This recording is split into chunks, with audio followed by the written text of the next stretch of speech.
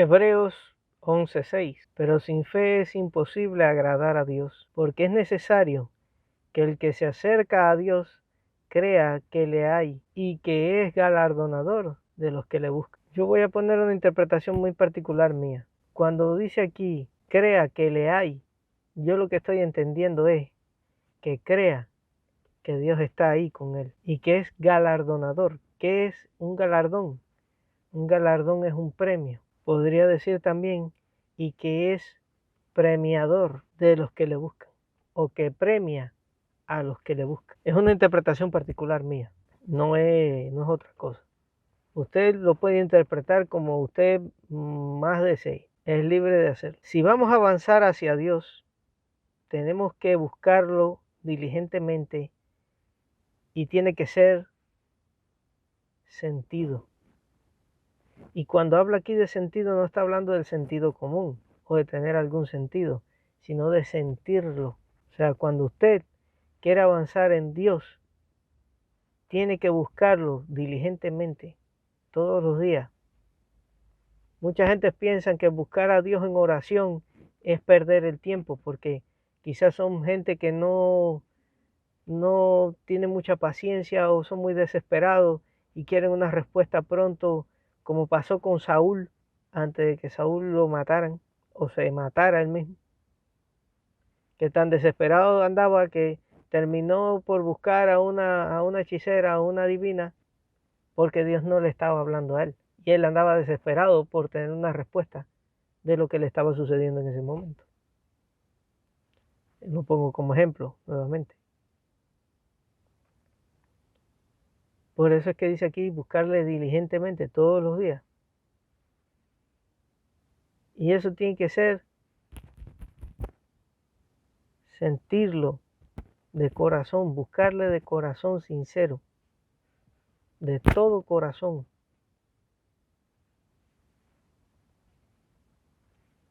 El libro de Hebreos dice que no seamos como las personas del Antiguo Testamento, que estaban en desierto y tenían provisión sobrenatural.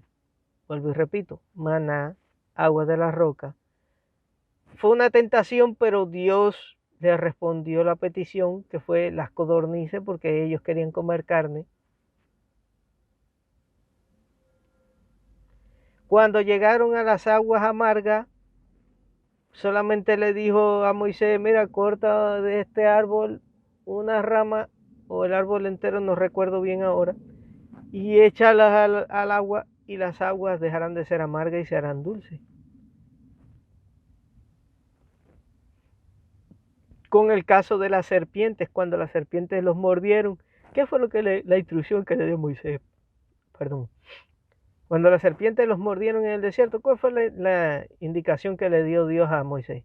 Hazte una serpiente de bronce, cuélgala en un madero, en una cruz, y que cuando alguno de ellos lo muerda alguna víbora o serpiente, miren a esa cruz, a esa serpiente de bronce, y quedarán sanos de la mordedura de las serpientes y no morirán por el veneno.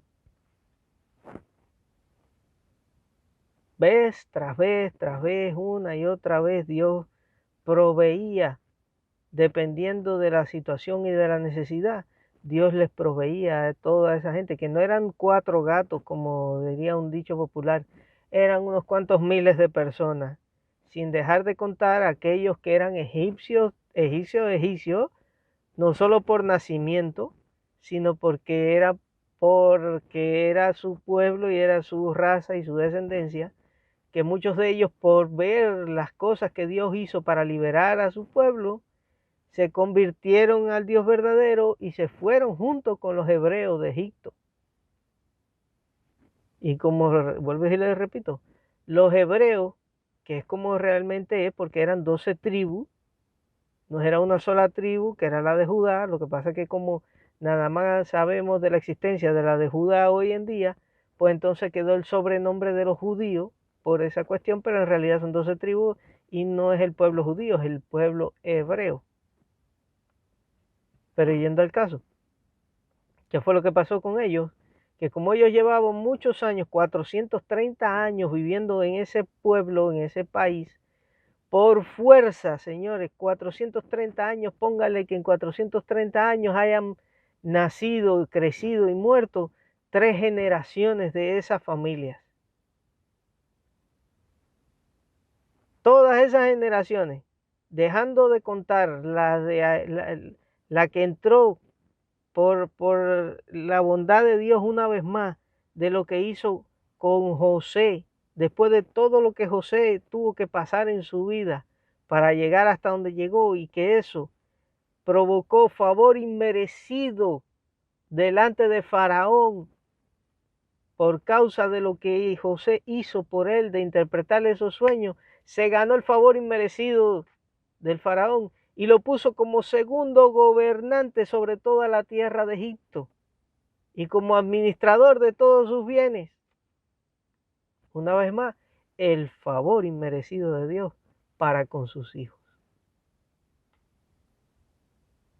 Entonces, lo que estaba diciendo es que ese pueblo, dejando de contar esas generaciones que fueron las que entraron primero, todas esas otras generaciones, antes de lo que es la salida de ahí de Egipto, pues vivían por las costumbres de los egipcios, aunque ellos tuvieran las costumbres de sus antepasados, pero era inevitable porque estaban mezclados con ese grupo étnico, con esas personas. Algo de sus costumbres, de sus tradiciones, se les iba a pegar a ellos por fuerza. Y entonces salieron de ahí, de esa tierra, sin saber a dónde iban. Imagínate toda esa cantidad de gente con animales, niños, mujeres, provisiones, todo lo que llevaban con ellos, menos las casas, porque ellos no podían coger las casas y sacarlas y ponerles ruedas y llevárselas también. Todo eso, imagínese usted, ponga ahora a pensar su mente, las costumbres y las cosas que ellos adquirieron mientras ellos vivieron ahí en ese país y con esas personas. Por eso es que la mentalidad de ellos era más egipcia que hebrea. Y por esa misma razón, ellos tenían que descontaminarse, que de eso nos habla la palabra, que cambiemos nuestra forma de pensar, descontaminemos nuestras mentes de todas las cosas e ideas de la vida pasada, anterior a Jesucristo en nuestras vidas. Pero es aquí lo que nos dice el libro de Hebreos y el libro de Éxodo. Ambos libros lo están confirmando, que todas esas personas recibían por parte de Dios favor inmerecido todos los días. Les daba maná diario, menos el sábado. Les daba maná, que era el alimento que ellos comían. Les daba agua fresca. Les dio en un momento codornices, que era carne, que le pidió, que le salió caro la petición porque tentaron y pecaron contra Dios por esa causa.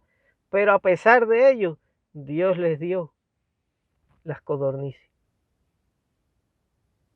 Y como hablé otros ejemplos anteriores, y aún así, día por día, señores, día por día, esa gente, viendo los milagros que Dios hacía por ellos, aún así no se arrepintieron de sus pecados, fornicaron en el desierto, se rebelaron, los de Coré se rebelaron contra Moisés.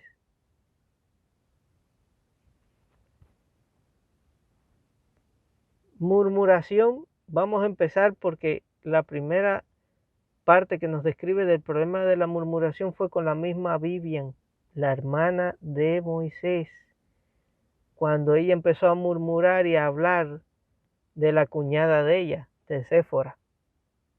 Y eso a Dios no le agradó.